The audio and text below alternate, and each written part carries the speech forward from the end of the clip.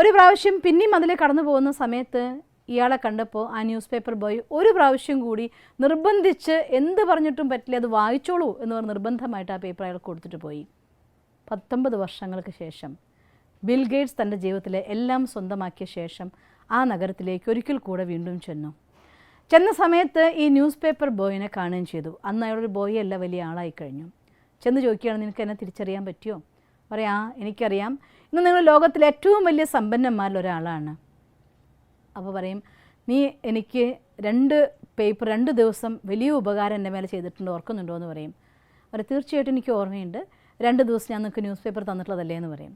അപ്പോൾ എന്നാൽ ഇപ്പോൾ ആ ന്യൂസ് പേപ്പറല്ല, നീ എന്ത് ചോദിച്ചാലും തരാനുള്ളൊരവസ്ഥ ഇപ്പം എൻ്റെ കയ്യിലുണ്ട്, നിനക്ക് എന്താ വേണ്ടേ, പകരമായിട്ട് എന്ത് ചോദിച്ചാലും തരാമെന്ന് പറയുകയാണ്.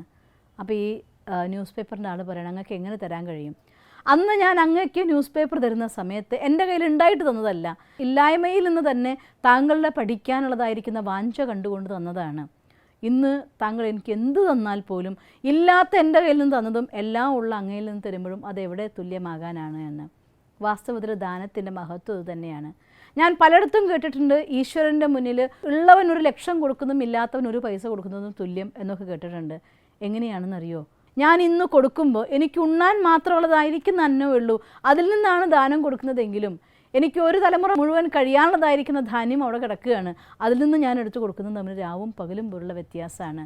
അതുകൊണ്ട് ഒരു കാര്യത്തിൻ്റെ മൂല്യം എന്ന് പറയുന്നത് ആ ചെയ്യുന്ന ആളുടെ ഭാവന, ആ സമയത്തുള്ള അയാളുടെ ആ ഒരു അവസ്ഥ, ഇതിൻ്റെയൊക്കെ ആധാരത്തിലാണ് അതിൻ്റെ മൂല്യമാകുന്നത്. അതുകൊണ്ട് തന്നെ ദാനം സമ്പൂർണ്ണ മഹത്വമാവുന്നത് എൻ്റെ കയ്യിലുള്ളതായിരിക്കുന്ന സാധനം എനിക്ക് ഉപയോഗിച്ച ശേഷം എക്സ്ട്രാ ഉള്ളതിന് ഞാൻ മറ്റൊരാൾക്ക് കൊടുക്കുമ്പോഴല്ല, എൻ്റെ കയ്യിലില്ലാത്ത ഒന്ന്, എനിക്ക് മാത്രം ഉപയോഗിക്കാനുള്ള ഒന്ന്, അതിൽ നിന്നൊരു പങ്ക് മറ്റുള്ളവർക്ക് ദാനം കൊടുക്കുമ്പോഴാണ് യഥാർത്ഥമായിരിക്കുന്ന ദാനത്തിൻ്റെ മഹത്വമാവുന്നത്. മാത്രമല്ല, കൊടുത്ത ശേഷം ഞാൻ കൊടുത്തു എന്ന് 10 ആളോട് പറഞ്ഞാൽ, ഞാൻ കൊടുത്ത സാധനമാണ് അവർ ഉപയോഗിക്കുന്നതിൻ്റെ മനസ്സിൽ വിചാരിച്ചാൽ എൻ്റെ കർമ്മത്തിൽ കാണിച്ചാൽ ആ ദാനവുമാവില്ല.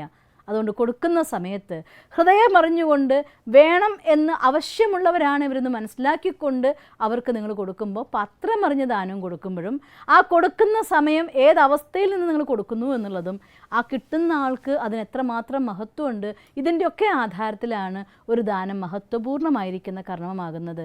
അതുകൊണ്ട് എൻ്റെ കയ്യിൽ പൈസ വരട്ടെ, എൻ്റെ കയ്യിലെല്ലാം ഉണ്ടാവട്ടെ, എന്നിട്ട് ഞാൻ എന്തെങ്കിലും നല്ല കാര്യം ചെയ്യാം എന്ന് വിചാരിക്കാതെ ഉള്ളതിൽ നിന്നൊരംശം നമ്മൾ പുണ്യകർമ്മങ്ങൾക്ക് വേണ്ടി ഉപയോഗിച്ചാൽ തീർച്ചയായിട്ടും ആ കർമ്മത്തിൻ്റെ ഫലം നിങ്ങളുടെ ജീവിതത്തിൽ സമ്പൽ സമൃദ്ധിയായി വന്നു ചേരുക തന്നെ ചെയ്യും. അതുകൊണ്ട് ഈ മഹത്വം മനസ്സിലാക്കിക്കൊണ്ട് ഞാൻ പലപ്പോഴും എനിക്ക് ചിരി തോന്നാറുണ്ട്. ഞാൻ പലരോടും പറയും,